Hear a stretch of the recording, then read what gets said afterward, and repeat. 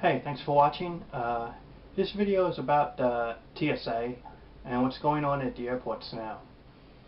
First of all, it seems you either have an option of going into these scanners that are basically frying you with radiation, and they do a naked body scan and they save these images. It's been proven in documentation that even though they said they delete it, I mean, let's be honest, we know computers and we know something about technology. After scanning you, they're saving the data, and with hard drives being able to hold huge amounts of data, these images are being saved, and they're seeing you naked, and they're irradiating you with radiation. Health-wise, it just can't be good. Option B is a basically full body, embarrassing and humiliating pat down, which is really the equivalent of a frisk. It's like you're being frisked police style wise, and they're even groping the private parts of the males and the females. That's right, some strange dude or some strange woman filling up people in the most private of ways. And so it's like either or, both situations are bad. And the question is, how about frequent flyers? Those people who have to fly all the time for their job or their career. We're talking 50 trips a year, 100 trips a year or more. Do they go through the scanners? And what are the long-term health risks of going through the scanners? Because let's admit, if you're going from point A to B, and you eventually you're going to go from point B to A, so that's 2 times you get fried on one trip. You're getting fried going from one to the other, and then you get fried going back from the other place back to home. Now you could say, maybe if you take trips 1 or 2 times a year, not much of a big deal, right?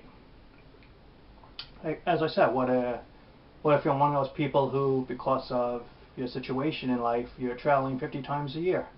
So that means you'll be fried 100 times.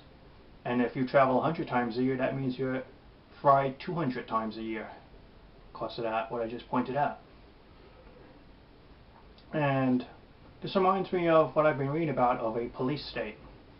It seems like this is designed to get you adjusted, that this is normal, that this is how everyday situations should be.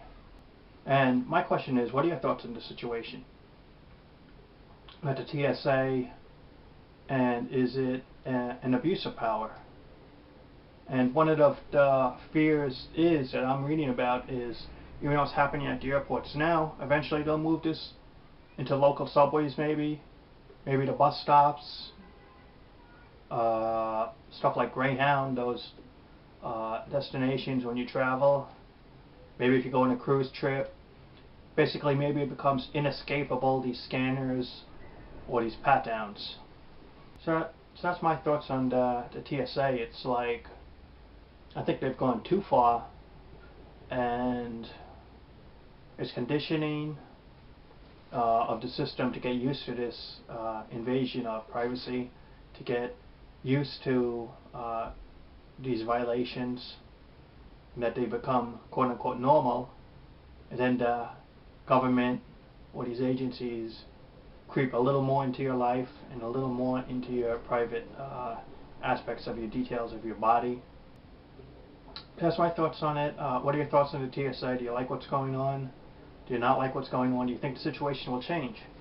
I don't think the situation is going to change anytime soon, because there's no indications of it, despite the protests. Despite people not liking it, it's not changing, and it seems that once something is enacted, it's very hard to rescind it and get rid of it. So even though these TSA scanners and these frisks have not caught any terrorists, they've not caught any of these bad guys, well, they're still going on because of the actions of one person or a small group of people, in this case the underwear bomber, right? That's the excuse. Then all these scanners got to go into place. And forget the fact that the makers of these scanners are making millions and millions on it, right? Despite the fact that there's some handshake deals going around between those politicians and those scanners, right? That has nothing to do with it, the money situation and people making money on the side at your expense. I'm sure that has nothing to do with it, right? So, thanks for watching. Talk to you later.